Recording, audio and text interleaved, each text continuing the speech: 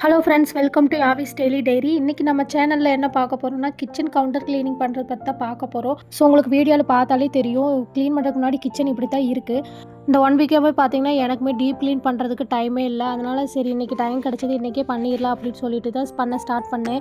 எண்ணெய் பிசுக்கெல்லாம் போகணுன்னா first Vim ஜெல்லை ஊற்றி க்ளீன் பண்ணோம்னா ஓரளவுக்கு க்ளீன் பண்ணுறதுக்கு ஈஸியாக இருக்கும். அதனால் ஃபஸ்ட்டு விம் ஜெல்லை ஊற்றி நல்லா ஸ்க்ரப் பண்ணி எடுத்துக்கிட்டேன். அதுக்கப்புறமா வைப்பரை வந்து 2-3 தடவை நல்லா தண்ணியில் நனைச்சி இது மாதிரி தொடச்சி எடுத்தோம்னா அது எண்ணெய் பிசுக்கெல்லாம் ஓரளவுக்கு நல்லா போயிடும். 6.5 hours later.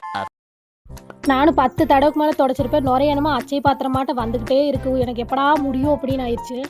ஒரு வழியாக எல்லாமே தொடச்சி எடுத்துகிட்டு அதுக்கப்புறமா லைட்டாக தண்ணி தெளிச்சு விட்டு இன்னொருக்கா நல்லா தொடச்சிடலான்னு தான் தொடச்சிட்டு இருந்தேன்.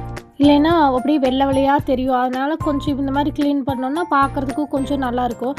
சரி கடைசியாக அப்படியே கோழின்னு ஊற்றி தொடச்சி விட்டுட்டோம்னா அப்படியே பார்க்குறதுக்கு நல்லா பளபளன்னு புது அடுப்பாட்டம் இருக்கும். ஸ்டவ்வை க்ளீன் பண்ணி முடிச்ச கையோடு அதை எடுத்து அப்படியே கீழே வச்சுட்டு கவுண்டர் டாப் மேலே இருக்கிற டைல்ஸுகளுக்குமே சரி கோழின்னு மட்டுமே ஸ்ப்ரே பண்ணி விட்டு நல்லா தொடச்சி எடுத்துக்கலான்ட்டு தொடச்சிட்ருக்கேன். ஏன்னா அதுவுமே லைட்டாக எண்ணெய் பிசுக்காக இருந்துச்சு. அதனால் லைட்டாக கோழின்னு ஊற்றி தொடச்சாலே ஓரளவுக்கு நல்லா க்ளீன் ஆயிரும்னு சொல்லிட்டு அதை வச்சு க்ளீன் பண்ணிகிட்ருக்கேன். பார்த்தீங்களா, க்ளீன் பண்ணி முடிச்சதுக்கப்புறம் இப்படி தான் இருந்துச்சு. அடுத்து அப்படியே பார்த்தீங்கன்னா கீழே மேடை வந்து க்ளீன் பண்ண ஆரம்பிச்சிட்டேன். நாங்கள் கடப்பாக்கல் தான் போட்டிருக்கோம். அதனால் பெருசாக க்ளீனிங் அப்படிங்கிறதுக்குலாம் ஒன்றும் கிடையாது. அப்படியே லைட்டாக அந்த விம் ஜெல்லவே ஊற்றி விட்டு அப்படியே நல்லா ஸ்க்ரப் பண்ணி வைப்பர் வச்சு தொடச்சி எடுத்தாலே ஓரளவுக்கு நல்லா க்ளீன் ஆயிரும். காம்பேக்டான கிச்சன் தான், ரொம்ப பெரிய கிச்சன்லாம் கிடையாது. ஆனால் வீடியோ எடுத்துக்கிட்டே க்ளீன் பண்ணதுனால இதுவே எனக்கு 1 ஹவருக்கு மேலே இழுத்துருச்சு.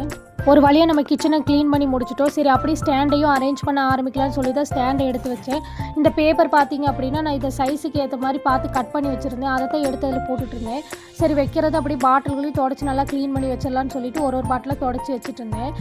இந்த ஸ்டாண்ட் பார்த்தீங்கன்னா மீஷோவில் தான் வாங்கியிருந்தேன். போன அன்பாக்சிங் வீடியோலேயே நம்ம சேனலில் போட்டிருக்கோம். அந்த வீடியோவில் நீங்கள் பார்த்துருப்பீங்க. அந்த ஸ்டாண்டு தான் இது. ஃபஸ்ட்டு பார்த்தீங்கன்னா ஒரு பிளாஸ்டிக் டேல தான் வச்சுருந்தேன். உங்களுக்கு வீடியோவில் பார்க்கும்போது தெரிஞ்சிருக்கும். அதுவே பார்த்தீங்கன்னா கவுண்டர் டாப்பில் பாதி இடத்த ஆக்குப்பை பண்ணிக்கும். அதனாலேயே நான் மாற்றணும்னு நினச்சேன். இந்த ஸ்டாண்டில் பார்த்தீங்கனாலே ஓரளவுக்கு எல்லாமே அரேஞ்ச் பண்ணி வச்சுக்க முடியுது. பார்க்குறதுக்கும் கொஞ்சம் காம்பேக்டாக நல்லாயிருக்கு. அரேஞ்ச் பண்ணி முடிச்சதுக்கப்புறம் பார்த்தீங்கன்னா ஓவராலாக ஸ்டாண்ட் இந்த மாதிரி தான் இருந்துச்சு. பார்க்குறதுக்குமே நல்லாயிருக்கு. இந்த வீடியோ பிடிச்சிருந்தா லைக் பண்ணுங்கள், சப்ஸ்கிரைப் பண்ணுங்கள், மறக்காமல் பெல் பட்டனே கிளிக் பண்ணிடுங்க. அப்போ தான் நம்ம போடுற வீடியோ எல்லாமே உங்களுக்கு தொடர்ந்து வரும். பேலன்ஸ் இருந்த 1-2 திங்ஸு நைஃப் ஸ்டாண்டு எல்லாமே அரேஞ்ச் பண்ணி வச்சுக்கிட்டு இருந்தேன். ஏன்னா எனக்கு குக்கிங்க்கு மோஸ்ட்டாக யூஸ் பண்ணுறது வந்து நான் நைஃப் தான் யூஸ் பண்ணுவேன். அதுதான் எனக்கு ஈஸியாகவும் இருக்கும். அதனால் அதை அரேஞ்ச் பண்ணி வச்சுட்டு இருந்தேன். ஓவராலாக க்ளீன் பண்ணி முடிச்சதுக்கப்புறம் பார்த்திங்கன்னா நம்ம கிச்சன் இந்த மாதிரி தான் இருந்துச்சு.